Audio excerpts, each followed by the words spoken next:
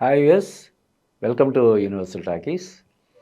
ఇప్పుడు సంక్రాంతికి వస్తున్నటువంటి 'మనశంకర వరప్రసాద్'లో విక్టరీ వెంకటేష్ ప్రత్యేక పాత్ర పోషించడం మనకు తెలుసు. ఇప్పుడు వీళ్ళిద్దరి మీద చిత్రీకరించినటువంటి పాట కూడా ఇప్పుడు త్వరలో విడుదల కానుంది.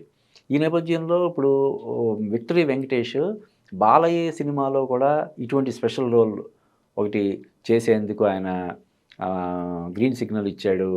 ఒక 20 రోజులు దానికి కాల్ షీట్స్ కేటాయించాడనే వార్త ఇప్పుడు ఫిల్మ్ నగర్‌లో చక్కర్లు కొడుతుంది. అంటే ఏంటి అంటే ఇంకా వరుసగా ఇటులాగా క్యారెక్టర్ ఆర్టిస్ట్ అని అనకూడదు.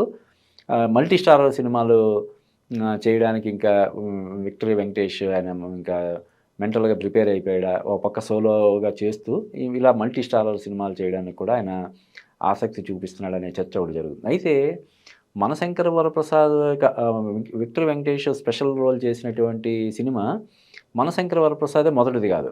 అంటే అంతకుముందు ఆయన మల్టీ స్టారర్ సినిమాలకు మన తెలుగులో ఆయనే శ్రీకారం చుట్టాడని మనం చెప్పొచ్చు. అంటే అంత గతంలో ఎన్టీఆర్, ఏఎన్నార్, కృష్ణ, సోమన్ బాబు లేదంటే ఎన్టీఆర్, కృష్ణ ఇవి వాళ్ళ ఆ తరాన్ని పక్కన పెడితే ఈ తరంలో ఆహ్, ఈ ఈ విషయంలో వెంకటేష్ కొంచెం చొరవ తీసుకున్నాడని మనం చెప్పొచ్చు. ఇప్పుడు ఉదాహరణకి మహేష్ బాబుతో 'సీతమ్మ వాకిట్లో సిరిమల్లె చెట్టు' చేశాడు. అలాగే కమల్ హాసన్‌తో 'ఈనాడు' అనే సినిమా చేశాడు. తర్వాత రామ్‌తో 'మసాలా' అనే సినిమా చేశాడు.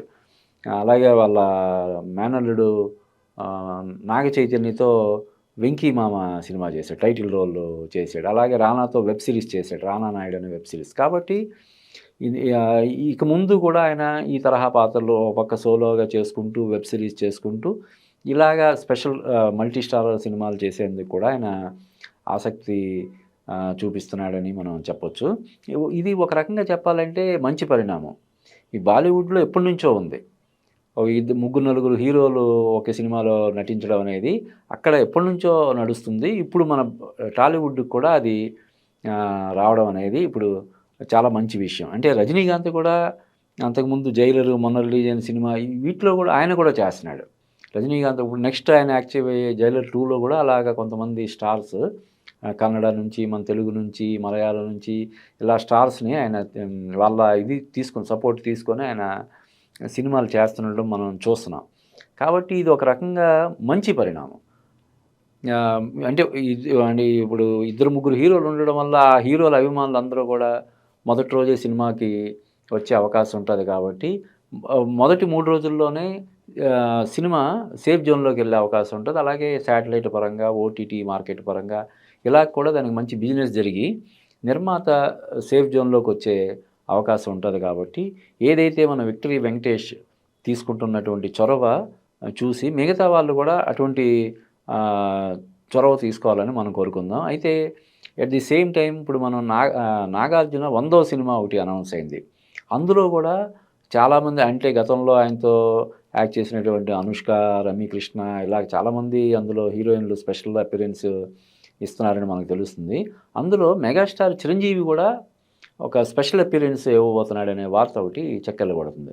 యాక్చువల్‌గా చిరంజీవి, నాగార్జున కలిసి ఇద్దరు అంతకుముందు 'స్టైల్' అని లారెన్స్ మాస్టర్ డైరెక్ట్ చేసినటువంటి సినిమా. లగడపాటి శ్రీధర్ ప్రొడ్యూస్ చేశాడది. అందులో వాళ్ళిద్దరూ స్పెషల్ అపియరెన్స్ ఇవ్వడం అనేది మనం చూసాం. ఒక ఫైట్‌లో తర్వాత ఒక సీన్‌లో అలాగ వచ్చి మెరుపులు మెరిపిస్తారు. అలాగే నాగార్జున, చిరంజీవి ఇద్దరి మధ్య మంచి బాండింగ్ ఉందన్న విషయం కూడా మనందరికీ తెలుసు. కాబట్టి నాగార్జున 100వ సినిమా అంటే అది ఒక ప్రతిష్టాత్మకమైనటువంటి ఇది కాబట్టి డెఫినెట్‌గా ఆహ్, చిరంజీవి అందులో యాక్ట్ చేస్తుండడాన్ని మనం చాలా హ్యాపీగా అంటే ఇటు నాగార్జున ఫ్యాన్స్ అందరూ కూడా చాలా హ్యాపీగా సెలబ్రేట్ చేసుకునే ఇది. అంటే ఇప్పుడు మన అగ్ర హీరోల్లో శతాధిక చిత్ర కథానాయకుడు చిరంజీవి గారు ఆల్రెడీ 150 సినిమాలు దాటిపోయాడు. బాలయ్య కూడా 100 సినిమాలు దాటిపోయాడు. ఇప్పుడు నాగార్జున కూడా 100 సినిమాలు అంటే శతాధిక చిత్ర కథానాయకుడిగా ఆయన కూడా ఈ సినిమాతో వస్తుండడం అనేది చాలా మనం ఆహ్వానించదగ్గటి ఇది.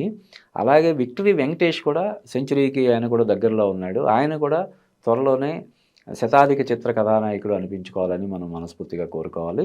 ముఖ్యంగా ఈ మల్టీ స్టారర్స్ అనేవి హీరోల మధ్య ఒక సుహృద్భావమైనటువంటి వాతావరణం నెలకొనడానికి బాగా ఉపయోగపడతాయి.